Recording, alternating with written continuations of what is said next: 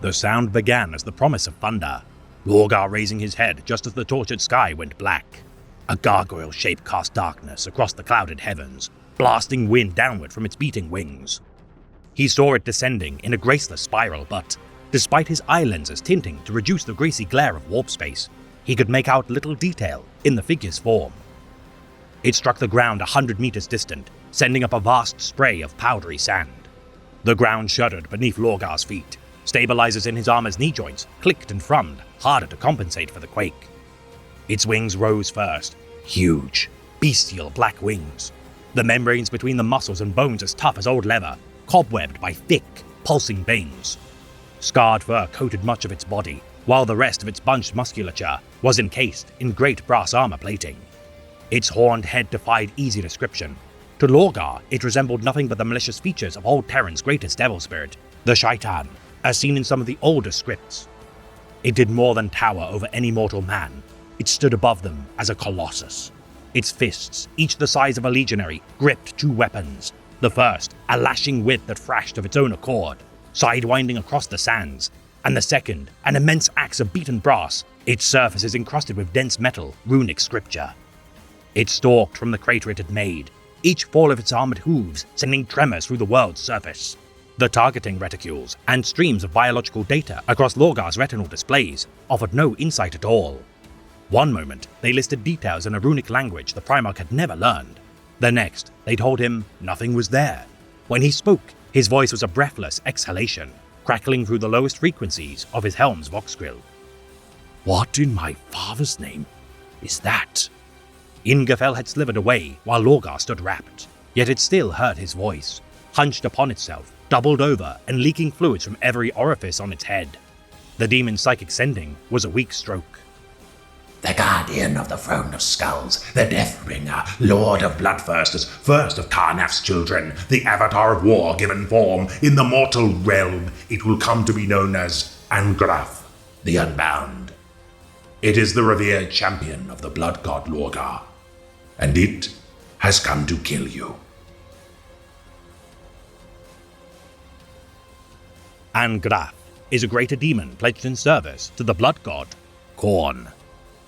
Believed to be the mightiest of the 8 exalted bloodthirsters of the Lord of Rage. This entity was created following the betrayal of the blood god by its former foremost exemplar, Skarbrand the Exiled One. Molded to become the apex avatar of destruction, wrought in the image of Khorne itself. Though Angrath has for millennia wished to vent its master's frustrations upon Skarbrand, causing the two to become bitter rivals, both forbade from ever fighting. The apocalyptic bloodbath from such a bout, threatening to diminish the tributes gained by Khorne from either felled champion, too grave to countenance. Though the Unbound would relish the chance to offer the Exiled One's head to its master, it is nothing if not honorable in its duty. Wielding an obsidian demon axe as it marches into battle, this weapon of the right hand of Karnaf is said to contain the essence of a fallen bloodthirster, whose anger at its imprisonment adds to the weight of each and every blow. Richly decorated in black and red brass armor, draped in red fur which pours with the blood of its slain, all who flee this towering devil are seized by its barbed whip, ensuring no sacrifice is spared its liege's wrath. Commanding demon princes, whom in turn rule over Angrath's myriad hellforges across the expanse of the Eye of Terror. During the pilgrimage of the Wordbearer's Primarch, Lorgar Aurelian, this crestfallen son of the Emperor would be challenged by Angrath to a trial by combat.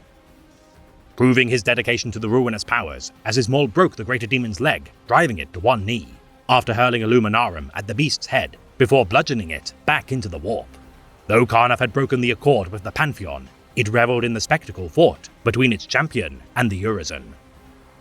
Angrath returning to the material realm sparingly and only at the behest of its liege. Only thanks to the vigil of the Grey Knights have attempted summonings of this avatar of blood been thwarted, often too late to prevent entire worlds from burning. Demomancers of the Sanctified Warband, dragging this greater demon into real space at the behest of Chaos Lord Zufar the Impaler. During the Siege of Rax, Angrath fought at the behest of this champion of their blood god, rewarded as he was for his carnage with the true name of the Bloodthirster. Bested in combat by Inquisitor Lord Hector Rex, felled by the artifact sword known as Arias, the Unbound would remain dormant for many years henceforth, until a pact was formed with the Lord of Change, the Great Inventor. Angrath agreeing to aid the Seneschal of Tzeentch's plot to destroy the Emperor followed by Slaanesh and Nurgle. Their plot would be foiled by a Keeper of Secrets, whom recruited the fallen angel Abdaziel Magron to intervene on its behalf. Goading the exalted Bloodthirster to fight against the wishes of the Great Inventor, a mere call of blood for the Blood God proved enough to unleash its forces' pent-up bloodlust, attacking their allies in the process. Angrath's combat made against the Great Inventor, erupting a new war between the forces of their respective patrons. As the old adage goes, Khorne cares not from whence the blood flows, only that it flows.